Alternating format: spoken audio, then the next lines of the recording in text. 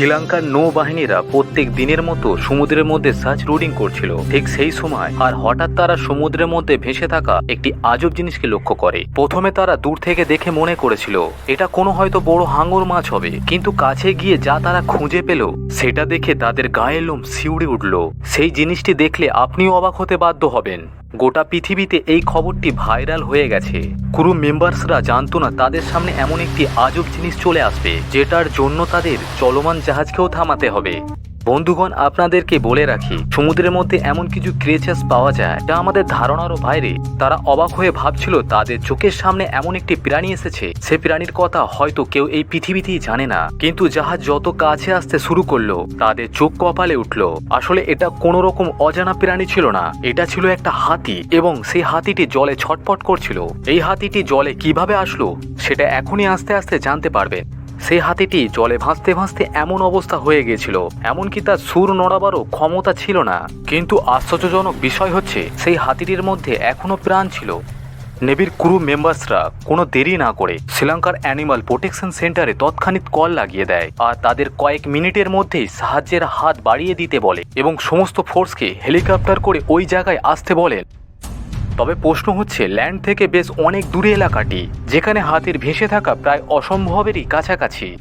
তবে এই সমস্ত প্রশ্ন চিন্তা ছেড়ে এই হাতিটিকে রেস্কিউ করার কথা তারা ভাবছিল, কিভাবে এই হাতিটিকে বাঁচানো যায়। তবে ভাগ্যবশত কিছু মিনিটের মধ্যে চলে এসেছিল কর্মীরা। যখন সেই কর্মীগুলো এসে দেখলো এই অবিশ্বাস্য দৃশ্য, যে একটা হাতি এইভাবে সমুদ্রের মধ্যে ভাসছে, তখন তারা বুঝে গেল এই ৬-৭ জনকে নিয়ে এই কাজ হবে না। তখনই তারা ওই জাহাজের নাবিকদেরকেও ডাকতে শুরু করে এবং ক্রু মেম্বার্সরাও চলে আসে হাতে হাত লাগানোর জন্য। সবাই মিলে তখনই একটা সিদ্ধান্ত নেওয়া হয়, সম্পূর্ণ লাইলন দিয়ে তৈরি একটা বড় সড়ো দড়ি দিয়ে হাতিটিকে সবাই মিলে টেনে জাহাজের মধ্যে তুলবে। তবে এইভাবে সম্পূর্ণ কাজটি করা মোটেই সহজ কাজ ছিল না, এর জন্য সবার প্রচুর পরিশ্রম দরকার ও বুদ্ধিরও প্রয়োজন ছিল।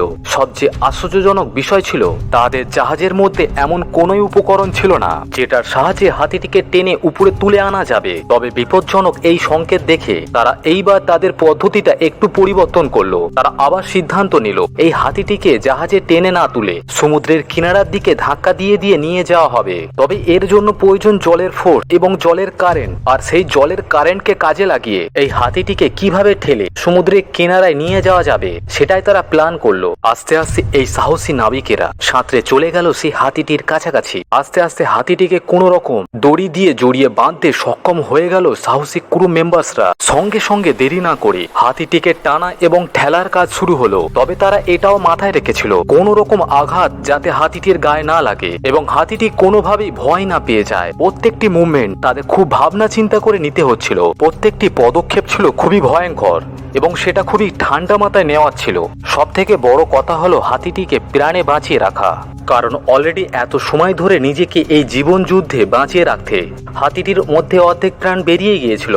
এবং এখানে তারা আরেকটি জিনিস লক্ষ্য করেছিল, হাতিটির বেশি নড়াচড়ার করার এনার্জিও ছিল না। সেই কারণে হাতিটি পাল্টা কোনো প্রতিক্রিয়া করতে পারেনি। যদিও হাতিটি এতগুলো মানুষকে দেখে ভয় পেয়ে গিয়েছিল, কিন্তু তাতেও তার সুর বা পা নাড়াবার চেষ্টাও করেনি। তবে এতে করে তাকে বাঁচাতে কাজে সুবিধা হয়ে গিয়েছিল, যার কারণে সঙ্গে সঙ্গে সিদ্ধান্ত নিয়ে তাকে বাঁচানোর প্রচেষ্টাও সফল হয়ে গিয়েছিল। যখনই জলের কিনারা চলে আসলো তখনই সমুদ্রের ঢেউ হাতিটিকে ঠেলে ঠেলে কিনারার দিকে আরো পাঠিয়ে দিচ্ছিল। এতে করে ক্রু মেম্বার্সরা অনেকটাই সফল হয়ে যায়। কিন্তু এখানেও ভয় ছিল, হাতিটি যদি কোনো পাথরে ধাক্কা খেত তাহলে সাথে সাথে তার মৃত্যু হয়ে যেত। ওই দিকেও তাদের নজর রাখতে হচ্ছিল এবং বারংবারই খুব সাবধানে সেফ জোন থেকেই নিয়ে যাওয়ার চেষ্টা করছিল।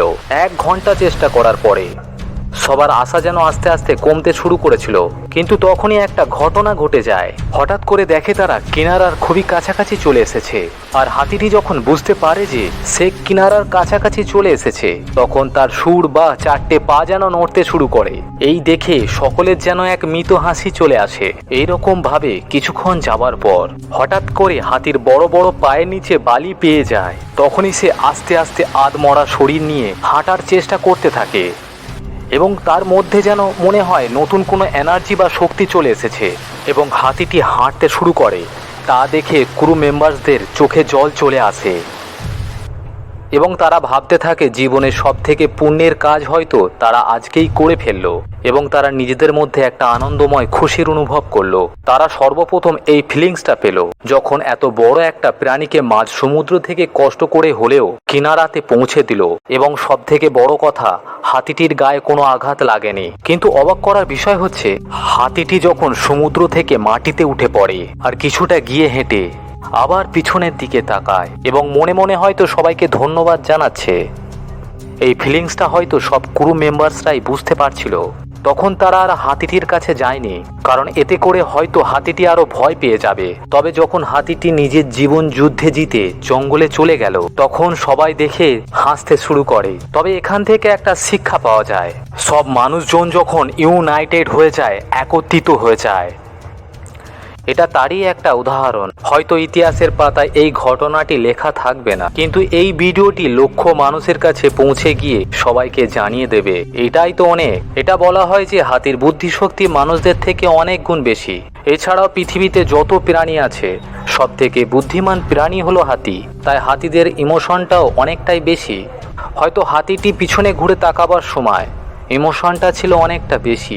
আশা করি হাতিটিও এই মানুষের উপকারটির কথা সারা জীবন মনে রাখবে। বন্ধুরা, তবে ভিডিওটি আপনাদের কেমন লাগলো কমেন্টে জানাতে ভুলবেন না। কিন্তু এই ভিডিওটি সকলকে শেয়ার করার দায়িত্ব কিন্তু আপনাদের নিতে হবে। তাহলে চলুন আবার দেখা হবে অন্য এক ভিডিওতে। ততক্ষণ সুস্থ থাকবেন, ভালো থাকবেন।